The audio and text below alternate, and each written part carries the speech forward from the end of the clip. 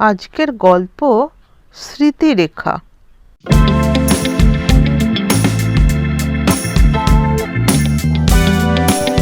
রোহন আর রুহির গল্প একদিন ছিল নিখাদ স্বপ্নের মতো। কলেজের শেষ বেঞ্চে পাশাপাশি বসে থাকা দুই বন্ধু জানতই না ভবিষ্যতের অশান্ত সময় তাদের জীবনের সবচেয়ে মূল্যবান অনুভূতিটুকু কেড়ে নেবে। রুহির হাসির শব্দে রোহনের দিন শুরু হতো, আর রোহনের চোখের দৃঢ়তায় রুহি খুঁজে পেত নিজের নিরাপদ আকাশ। কিন্তু সময় সবসময় এক থাকে না।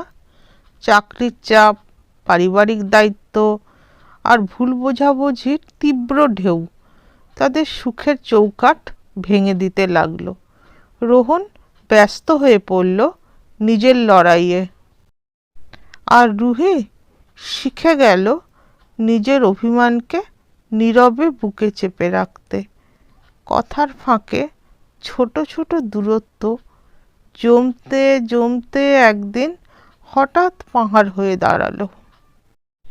এক সন্ধ্যায় তীব্র ঝগড়ার পর রুহি চুপচাপ বলেছিল, আমরা কি সত্যি আর আগের মতো আছি? রোহন কোনো উত্তর দিতে পারেনি সেদিন, কারণ সত্যি আর তাদের সম্পর্ক আগের মতো ছিল না। তাদের মাঝখানে দাঁড়িয়েছিল অভিমান, ক্লান্তি আর না বলা অসংখ্য কথা।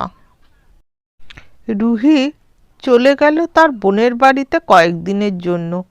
ভেবেছিল রোহন হয়তো ফোন করবে, ক্ষমা চাইবে বা কিছু একটা বলবে।